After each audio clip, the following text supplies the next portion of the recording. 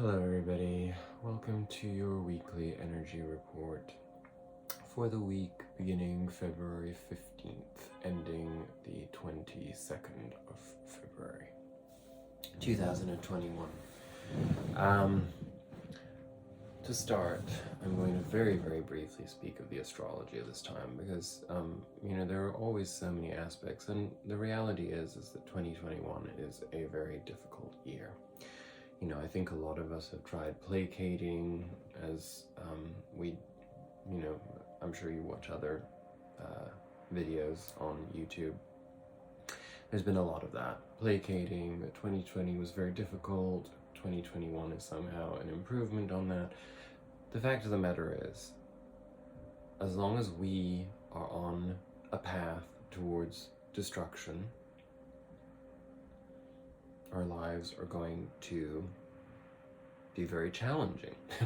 And as a collective, that there is no correction course on the horizon.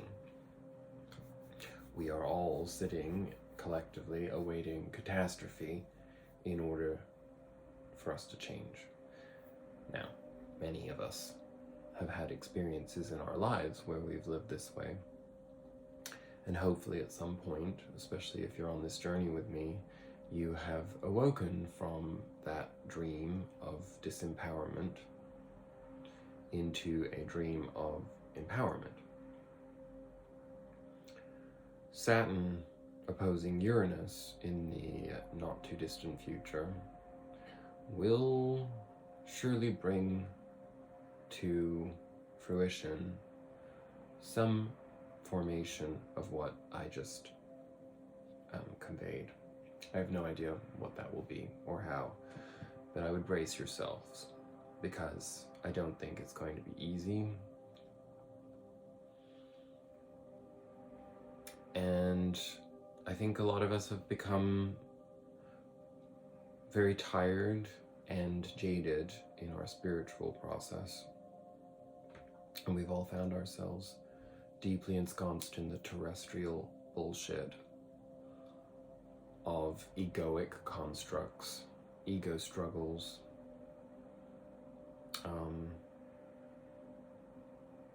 and the confusing thing about that is that we go on this spiritual journey to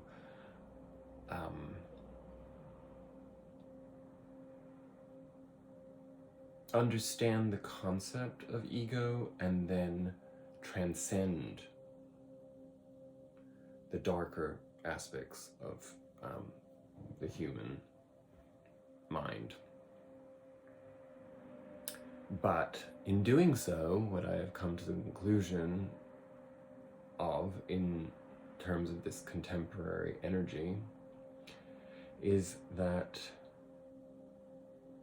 many of us have this tendency to hold on to the empath label and therefore erase our core identity and our core needs in favor of peace of mind, peacefulness, which is more often than not avoidance of conflict.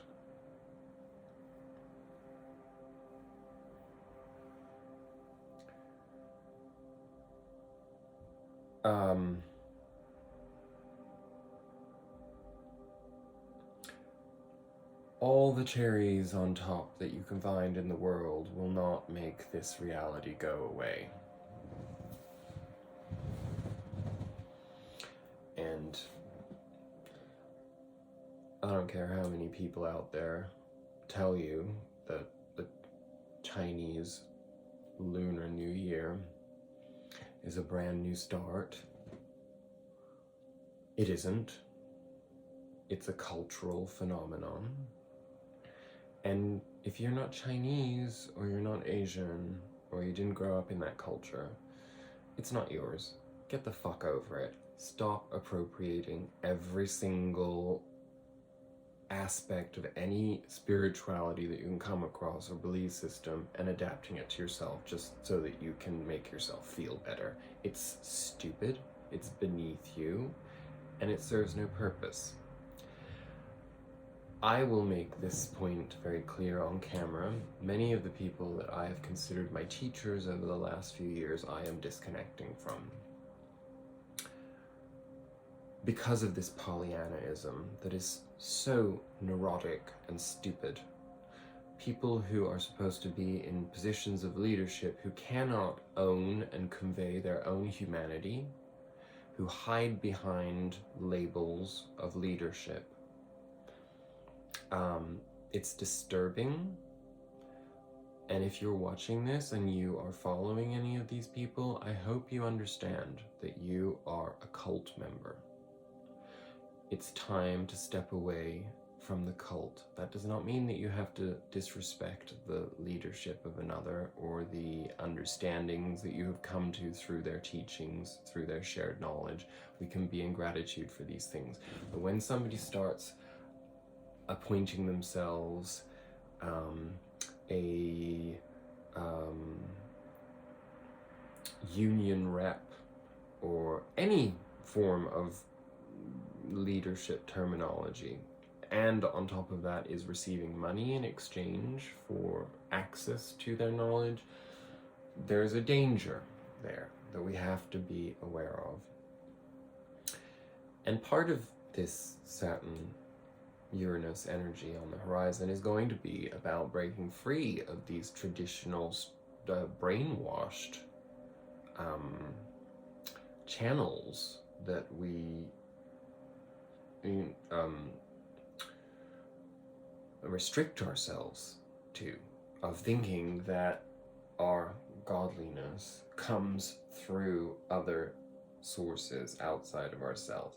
It is time to awaken to the bullshit in that once and for all. And anybody who is not empowering you 100% with that is gaslighting you into a dependent relationship.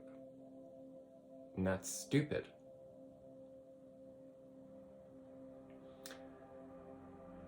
So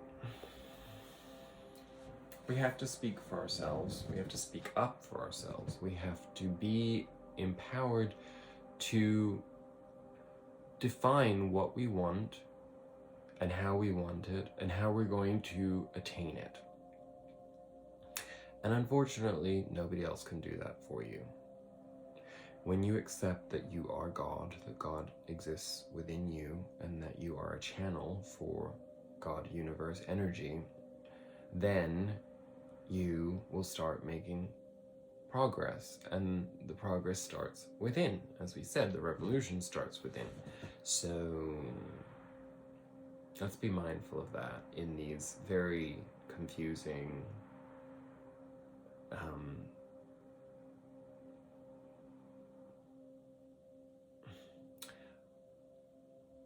sometimes apparently hopeless times.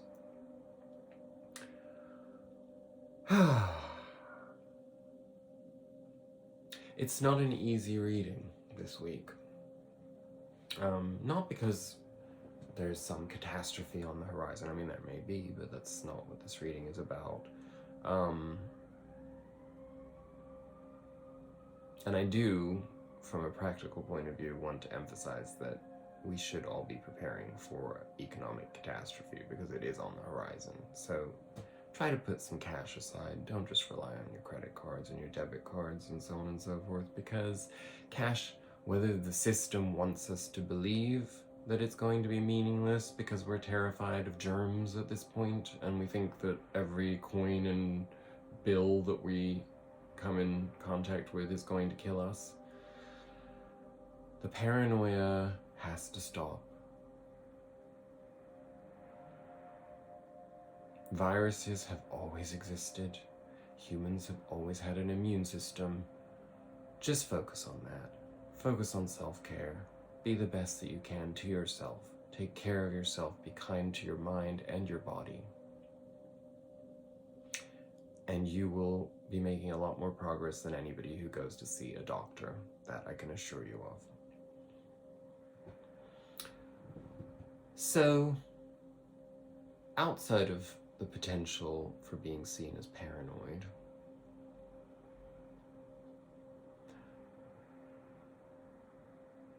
it's important just to be real.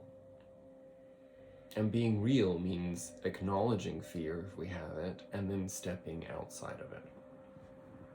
And we can all do that. We all have the tools to do that. And the reading will explain to us a little bit of how to get there. So on that note, I'm going to get right into the cards. We got some interesting cards this week. Let's start with our Spirit Animal Oracle cards, because we got 2 of them, and we got 2 that we've never had before, which was very interesting. They came out very much together, and they came in the order of Moth Spirit and then Lizard Spirit. Moth Spirit is 39 and Lizard Spirit is 38, but we're going with 39 first.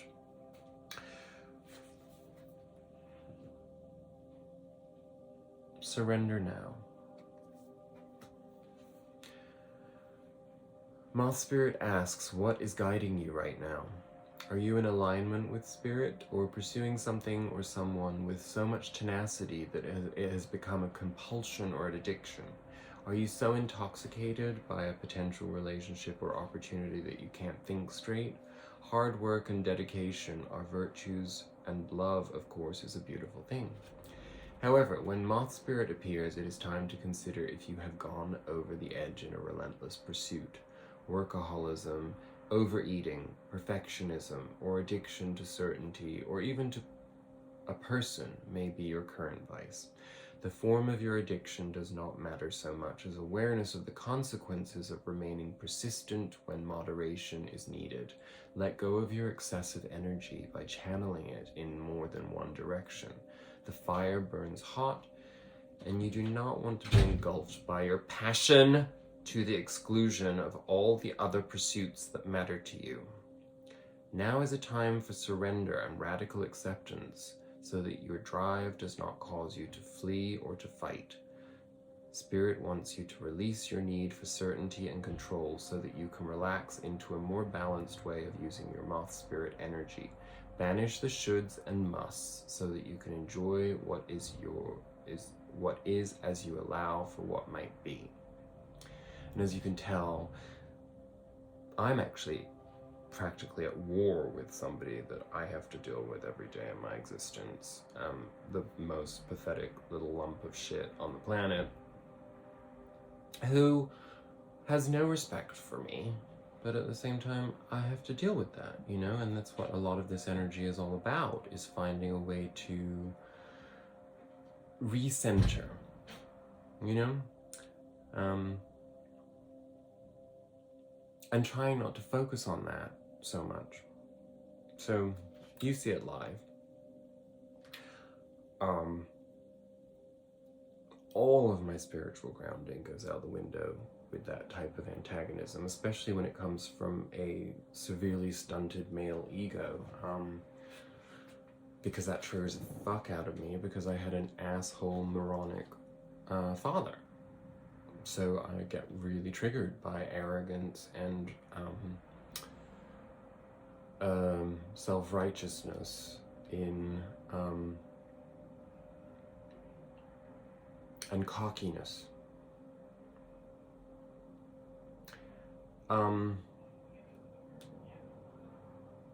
Let's read the protection message of that card, because I think we might need it this week. Moth Spirit can be intense, and honesty about your own compulsive tendencies is needed right now. It is too easy to switch from one addiction to another, distracting yourself from the discomfort of uncertainty and the thoughts and emotions that arise when you aren't single-mindedly pursuing a goal. Moth Spirit calls to you to practice moderation in all things and recognize when you think you are headed towards the light, but are really headed into a fire that will cause burnout. Why are you so resistant to letting up? Could you be avoiding difficult emotions you need to feel and release? Now is a time to do a fearless inventory so that your addictive tendencies can be toned down and rechanneled into enthusiastic activity in moderation. You are not a machine. Listen to Moth Spirit's message that a change is needed to support your well-being. Maybe deep down you know you have become too attached to something or someone. Let go of your need to control the outcome and allow yourself to remember the many ways that you want to channel your energy to relationships, to work, to giving to others, to self-care, and to all the other pursuits you value. I can't actually take any of that in right now because it's hard for me to see how that applies, but I know that it does. So we'll just move directly onto Lizard Spirit, and hopefully you're feeling your own connection to that message. Lizard Spirit, dream the world into being. So really, I think the message is already quite clear this week, that what it comes down to is we create the reality that we feel we deserve. And while it's complicated to put boundaries in place and stay at peace when something in our environment is not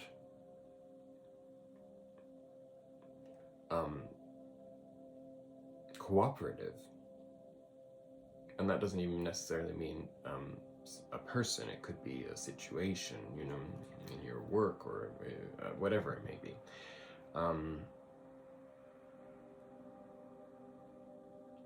We have to question how we can empower ourselves to ground ourselves and not lose sight of the bigger picture, not lose sight of our own goal, right? Because when we lose control and when we become too obsessive about something or too focused on something, it prevents us from seeing the light at the end of the tunnel.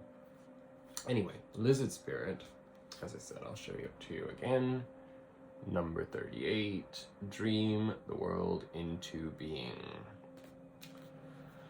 And the oracle message is, when was the last time you basked in the sun and allowed yourself to daydream, to imagine what might be and who you might become? Lizard Spirit appears when you are called to let your imagination flow and dream something new.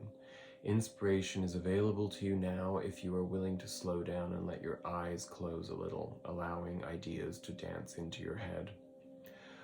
What might come into being if you were to pursue your dream? How might you grow and expand if you allowed yourself to dare to believe in the impossible, making it possible first in your dreaming mind and then in the world as you co-create with spirit? Give in to the power of imagination and soon your dream will become clearer. The steps will reveal themselves and what was ephemeral will begin to coalesce into form. Dream it and be it. Spirit asks you to dare to dream big. At the moment of commitment, the universe conspires to assist you.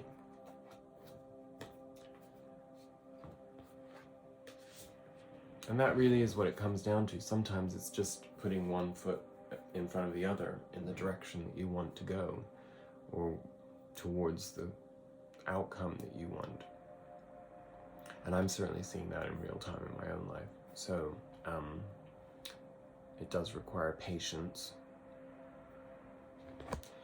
and it can be frustrating when you have to be patient and you're very acutely aware of what our Sacred Destiny Oracle has to tell us this week. Stand still.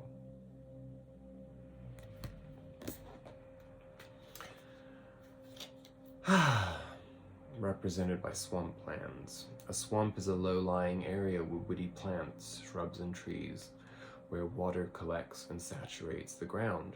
During rainy seasons, swamplands become overwhelmed with water. The edge of the swamp is often a quagmire of mud and silt, but an abundance of plants and swamp insects dwell there. Because of the sticky nature of the mud, it is often impossible to walk through swamplands. Even trying to maneuver with a boat can be difficult and treacherous because of dense vegetation. However, there is a great value in swamplands. They act as natural flood control, as runoff can be temporarily stored in their basins. They keep the land around them from washing away. Lush vegetation provides a haven for nesting birds and waterfowl, as well as habitat to mammals such as beavers. Freshwater swamps near the Tigris and the Euphrates rivers in the Middle East are part of the Fertile Crescent and contributed to the fertility of the land for the earliest humans. If it feels like some areas of your life have slowed down or even come to a standstill, you are right. Something is not progressing. Even if it seems that things are flowing, look beneath the surface. Perhaps something is immovable. The first step to becoming unstuck is to acknowledge where you are. The soul loves the truth. In life, you can either say, there are no weeds, or you can notice the weeds and begin pulling them out. Notice what isn't working in your life and then take slow, steady steps to unblock the barriers. In nature, when one is being sucked into mud, the worst thing to do is struggle. The best thing to do is slowly and carefully, one step at a time, extricate yourself. I needed that message. Thank you. Because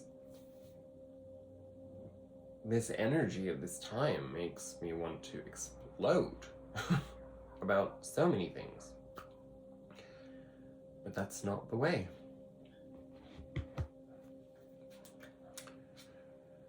And we get a reminder of that in our Wisdom of the Oracle card this week, number 47, Go the Distance.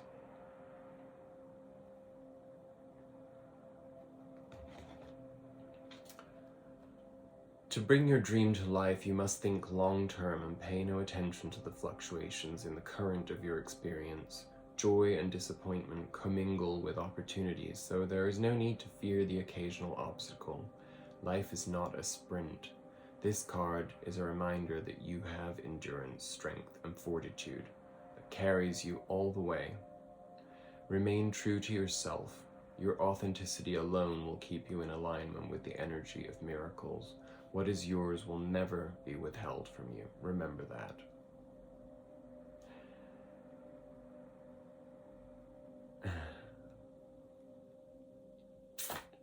And that's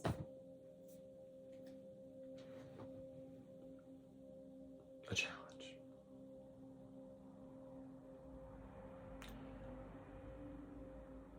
But one that we are up for, right?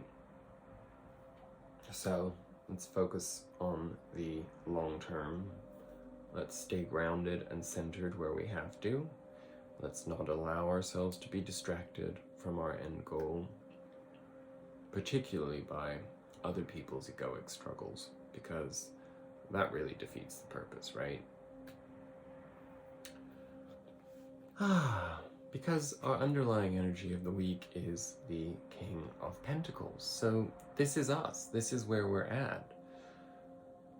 Sometimes it's hard to remember the worth,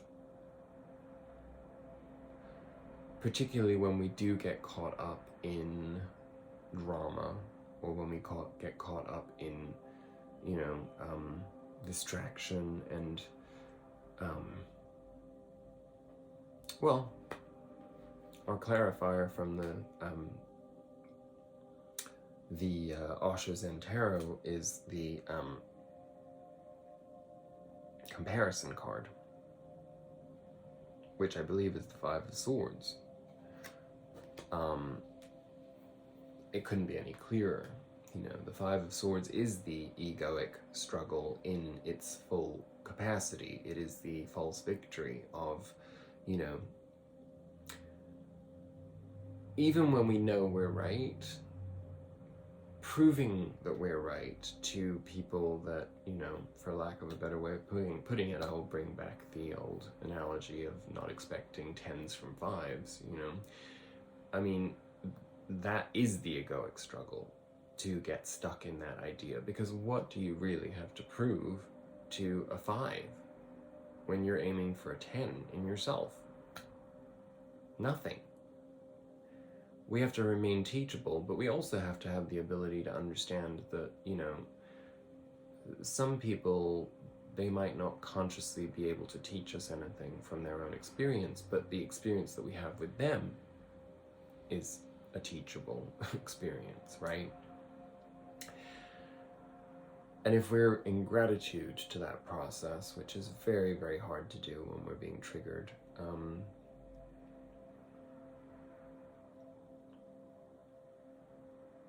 we just have to remind ourselves that we are a divine individual being here for an individual purpose as part of a collective.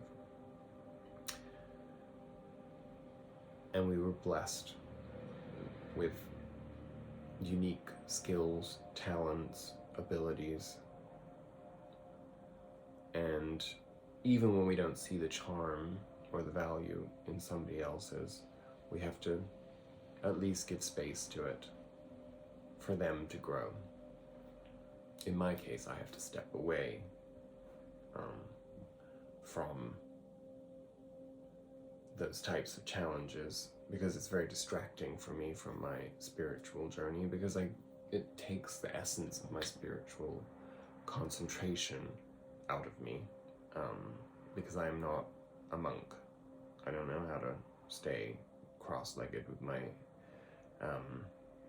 in lotus position. It's just, I'm not there. But I do know better, and I know that if I can't figure out how to find that center, then stepping away is really the best thing that I can do. And that is the opposite of the Five of Swords. It is exactly what we need to step away from, that this energy is telling us about. Because, in the traditional tarot, you have the winner with the sword looking angry and perhaps consumed by a false sense of victory, with that impending sense of doom, of the loss, because everyone else is walking away.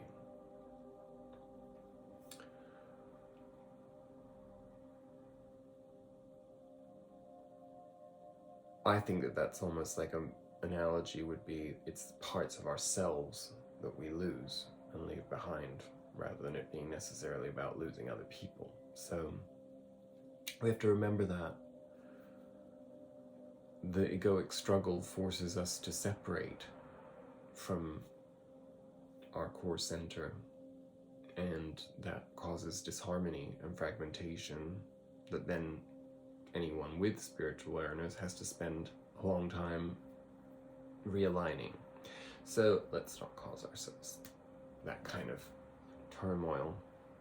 At the center of our reading, we have the Four of Wands. So what's on our mind is really our foundations and how we build something for ourselves. It's our home, it's our environment, it's our structure, it's our the things that give us our foundation,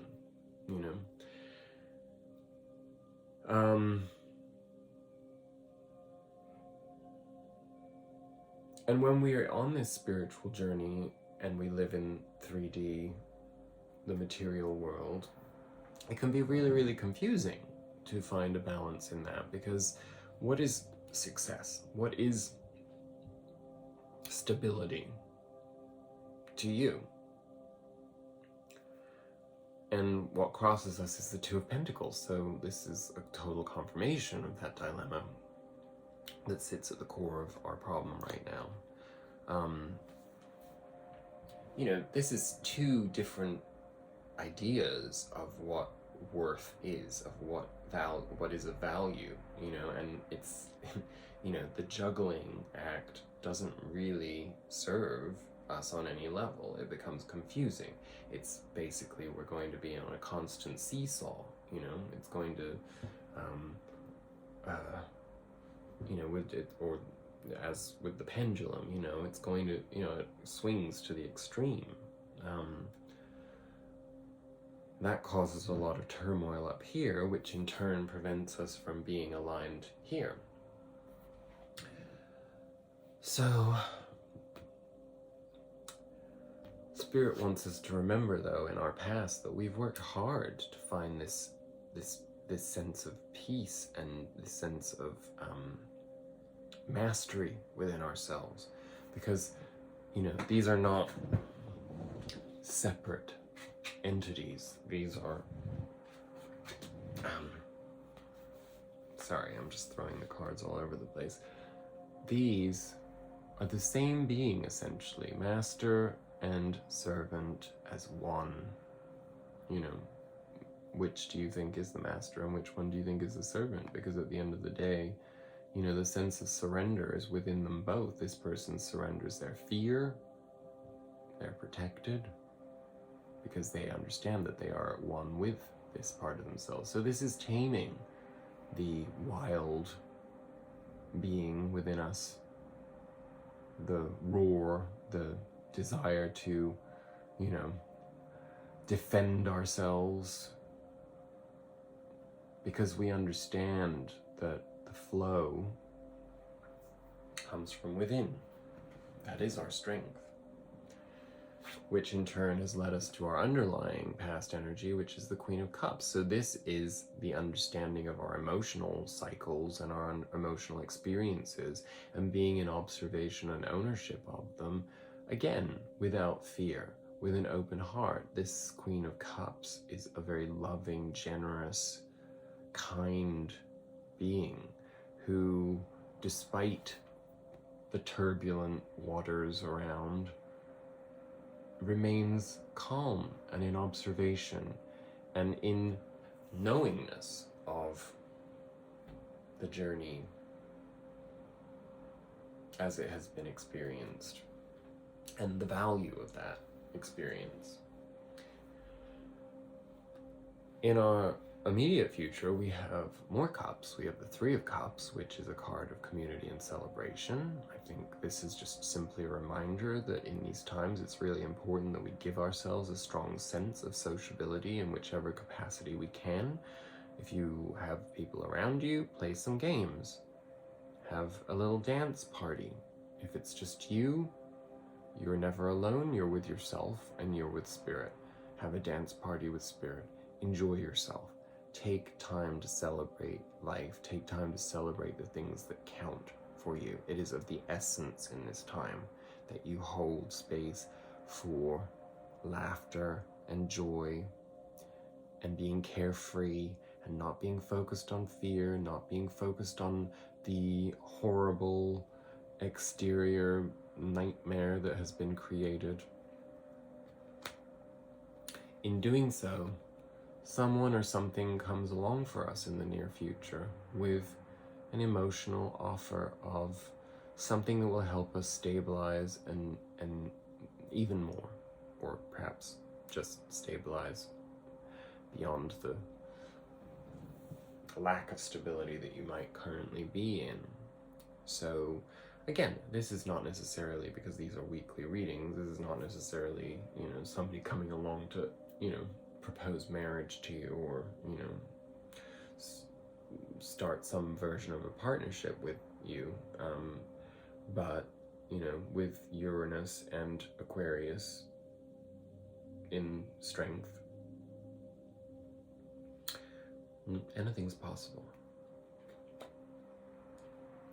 Crowning our reading, we have the Ace of Pentacles again. I believe we had the Ace of Pentacles last week. So we're in a very strong cycle of ability to seize opportunity. Carpe diem. Incarnate. But again, the problem is, if we look at opportunity as being something that only comes from outside of ourselves, then we can become very confused on that journey. The Magician, as the clarifier, reminds us that we hold that capacity to seek and manifest opportunity. I think this is why the Three of Cups energy is so important here, because it really does set the tone in order to allow us to step into the Magician energy, the manifestation energy.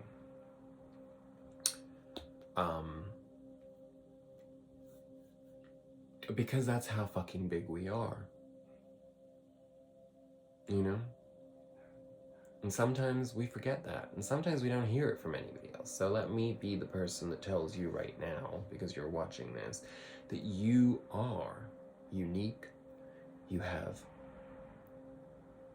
a purpose. You came into the form that you are in this lifetime with a purpose. Don't doubt that.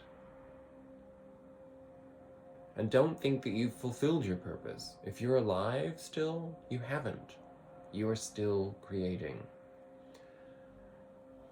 It's so vital that we remind ourselves of this in this bizarre time where our society is slowly crumbling as we've known it, because, you know, if we stay within the confines of the hierophant, of, you know, the prescribed standards, then we are going to feel at odds, because we are not built for that. That is not what we are here for. And it is really, really important to stay mindful of that, and, you know, to be able to rise above all of those limitations.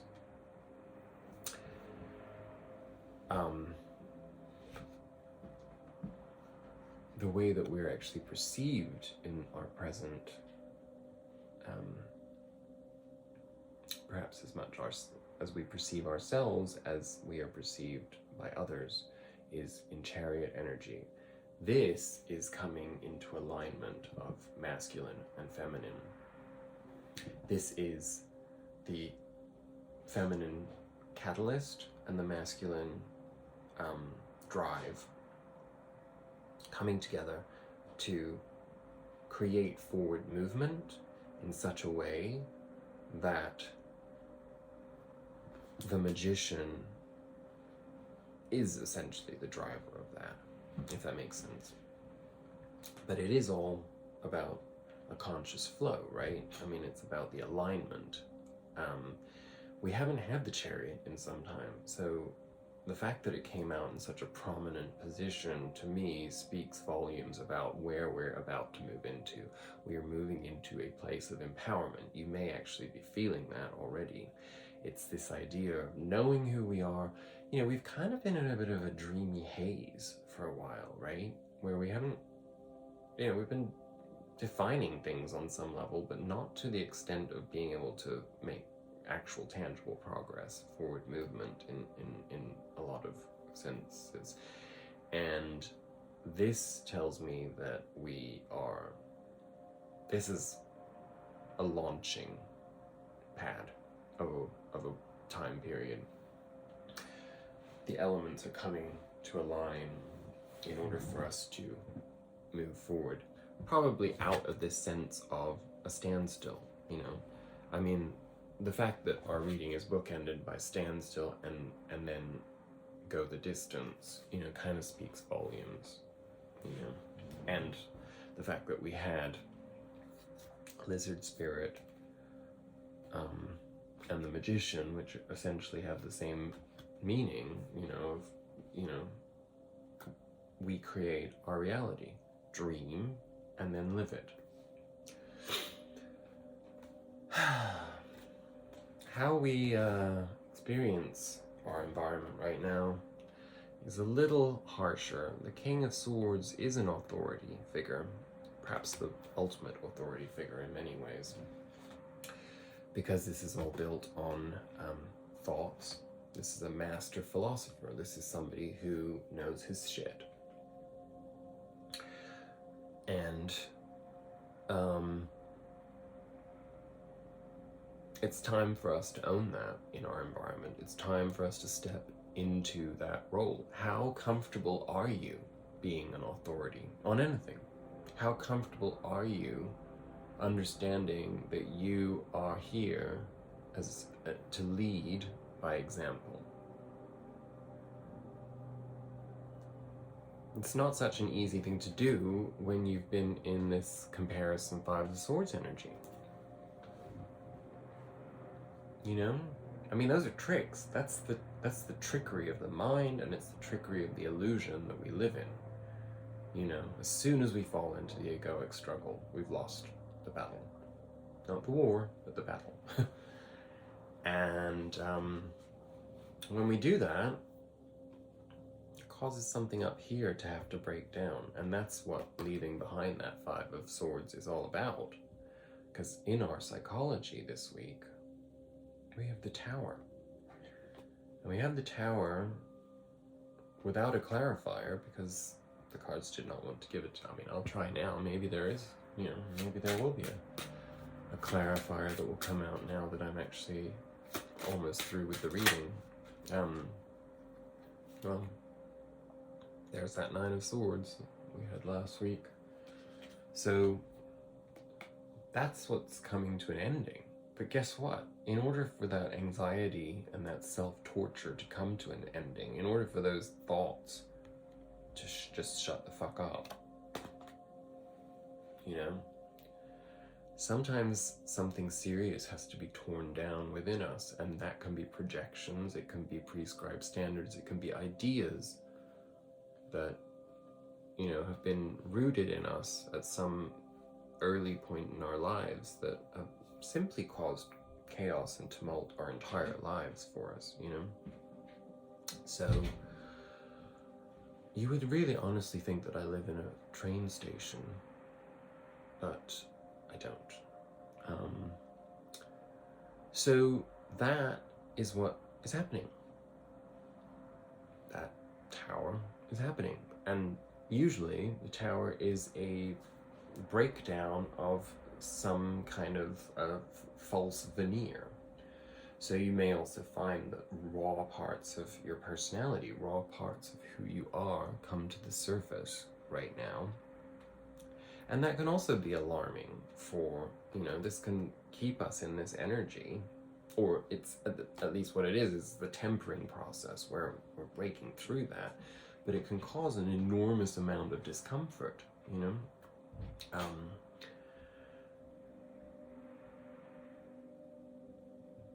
But the breakthrough comes because our outcome is, I know, always dreary to look at, the Ten of Swords. And what does this Ten of Swords mean when we move from the Nine of Swords and the Tower, all very dark looking cards, right, into this? Well, what do we always remind ourselves of this? What is this? This is a new dawn. All these ideas and thoughts and experiences, you know, these are conclusions that we have come to each time that we've experienced adversity, discomfort, pain. We form ideas about those things. And they get in our way. They're a prison. And it's no longer the Eight of Swords where, you know, you're just, you know, trapped by these 8 swords. And it's no longer the Nine of Wands where you've got your prison of wands around you. It's the 10. And, you know, this is right before rebirth.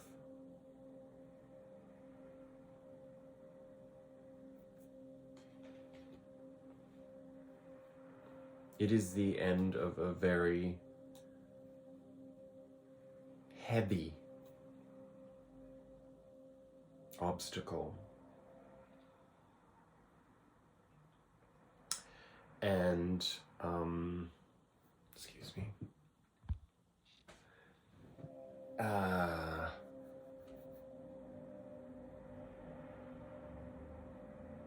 We do get 2 clarifiers from the Osho deck on that. What we're leaving behind. Fighting. I'm going to read from that first. No idea what that card is, but let me find it. What could it be? I think it must be a major arcana card. I don't know. Fighting. Where is that?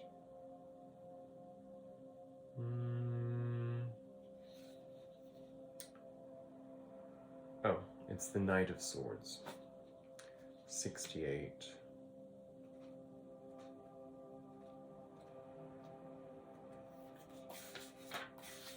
Okay. So this is what we're leaving behind. The figure in this card is completely covered in armor. Only his glare of rage is visible, and the whites of the knuckles on his clenched fists. If you look closely at the armor, you can see it's covered with buttons, ready to detonate if anybody as much as brushes up against them. In the background, we see the shadowy movie that plays in this man's mind, 2 figures fighting for a castle. An explosive temper or a smoldering rage often masks a deep feeling of pain. We think that if we frighten people away, we can avoid being hurt even more. In fact, just the opposite is the case. By covering our wounds with armor, we are preventing them from being healed. By lashing out at others, we keep ourselves from getting the love and nourishment we need. If this description seems to fit you, it's time to stop fighting. There's so much love available to you if you just let it in. Start by forgiving yourself. You're worth it. One moment it was there, another moment it is gone. One moment we are here, and another moment we have gone. And for this simple moment, how much fuss we make, how much violence, ambition, struggle, conflict, anger, hatred. Just for this small moment, just waiting for the train in a waiting room on a station and creating so much fuss, fighting, hurting each other, trying to possess, trying to boss, trying to dominate. All that politics, and then the train comes and you're gone forever. So the antidote, and where we're headed as a result of that Ten of Swords, is this: going with the flow. Which I also have to look up, because I have no idea what that card is either, and mainly because my brain is completely blank today. So it's the Ace of Cups. Nice. So cups are definitely our emotions are the way out this week. It's going to be an emotional week. I mean, this last week was already emotional for me. I cried 3 times this week. I never cry. Anyway, let's read. There must be a magical message in this for us. The figure in this card is completely relaxed and at ease in the water, letting it take him where it will. He has mastered the art of being passive and receptive without being dull or sleepy. He is just available to the currents of life, with never a thought of saying, I don't like that, or I prefer to go the other way. Every moment in life we have a choice whether to enter life's waters and float, or to try to swim upstream. When this card appears in a reading, it is an indication that you are able to float now, trusting that life will support you in your relaxation and take you exactly where it wants you to go. Allow this feeling of trust and relaxation to grow more and more. Everything is happening exactly as it should. When I say become water, I mean become a flow. Don't remain stagnant. Move, and move like water. Lao Tzu says, the way of the Tao is a watercourse way. It moves like water. What is the movement of water, or of a river? The movement has a few beautiful things about it. 1, it always moves towards the depth. It always searches for the lowest ground.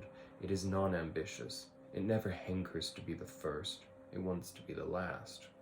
Remember, Jesus says, those who are the last here will be the first in my kingdom of God. He is talking about the watercourse way of Tao. Not mentioning it, but talking about it. Be the last. Be non-ambitious. Ambition means going uphill. Water goes down. It searches for the lowest ground. It wants to be a non-entity. It does not want to declare itself unique, exceptional, extraordinary. It has no ego idea.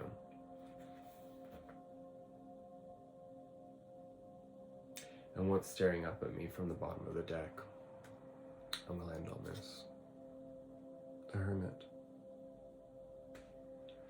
The light is within and shines.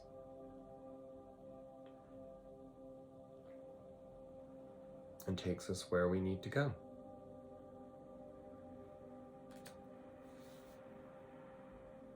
I hope this is an enlightening week for you. Remember, we create our own reality. dream big, and be in it for the long game. I send you all my love. I hope this is a fantastic part of our journey. We need some momentum right now. I love you. Namaste.